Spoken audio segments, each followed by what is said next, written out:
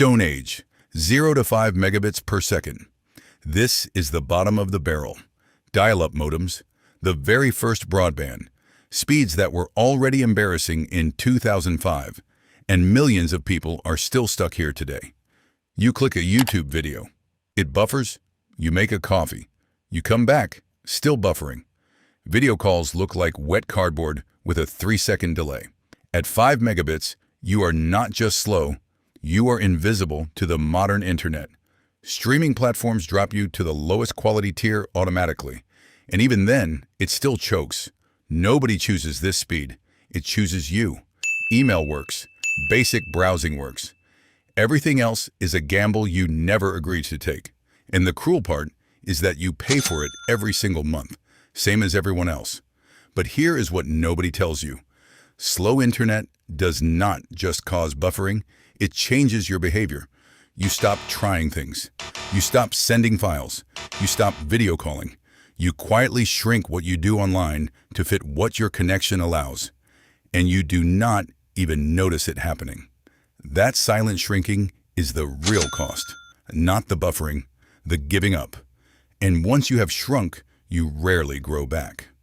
Early settler, 5 to 25 megabits per second. This is what the US government officially called broadband for years. Let that sink in. The legal definition of fast internet was speeds that struggle with a single HD video call. On your own, you are mostly fine.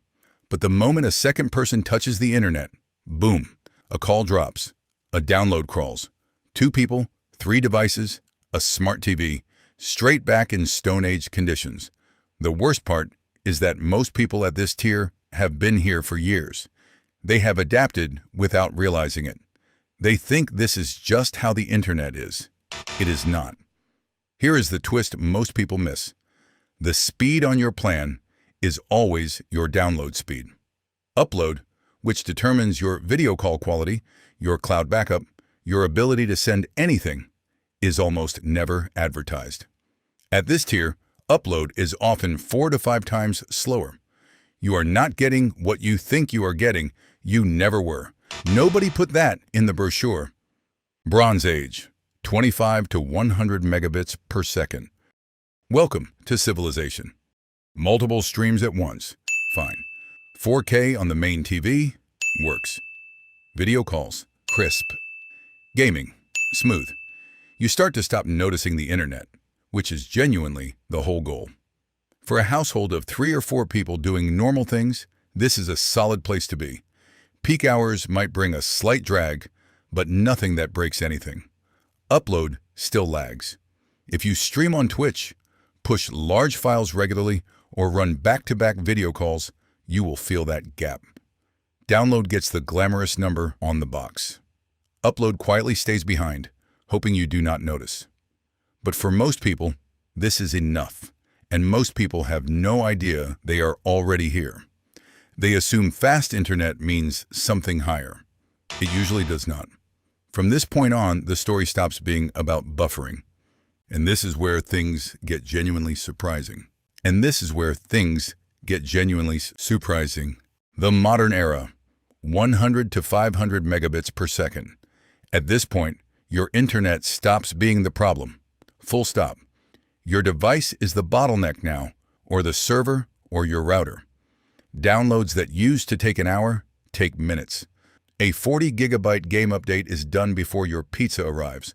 Multiple streams, video calls, gaming, smart devices. No drama. You stop thinking about your internet entirely. You stop noticing it the way you stop noticing a good chair. It just holds you. That is the real upgrade. And here is what nobody talks about at this tier. The weakest link is no longer your plan, it is your router.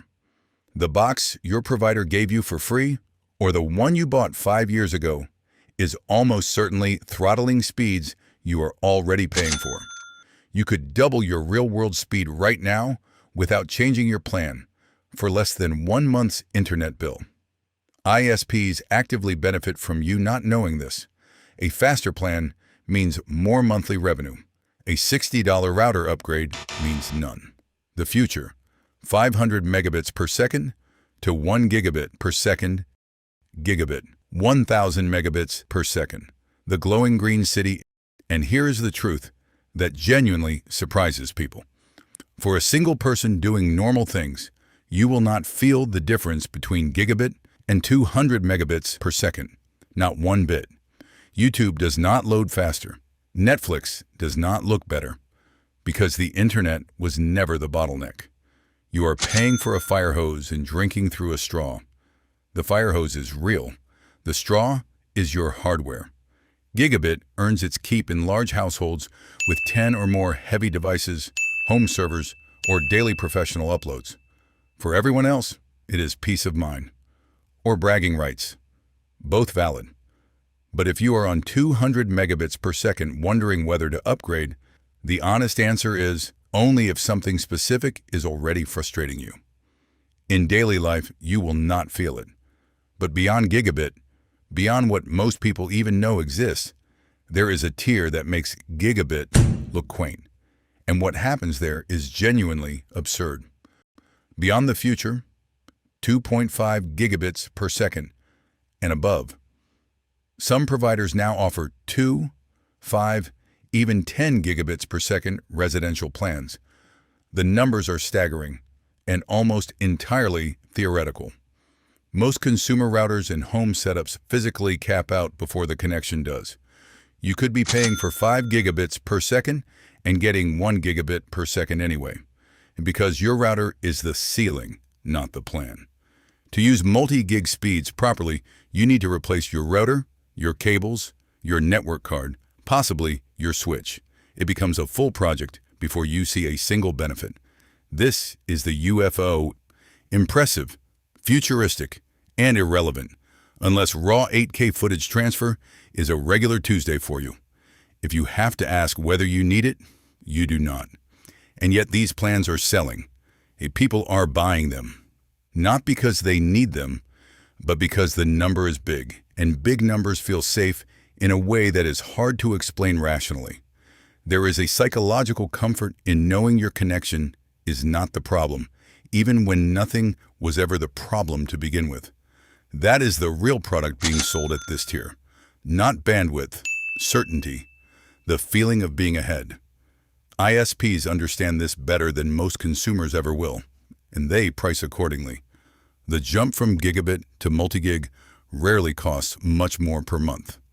That is not generosity. That is how you sell something nobody needs by making it feel almost free. The hardware to actually use it, however, that costs plenty. And that part is on you.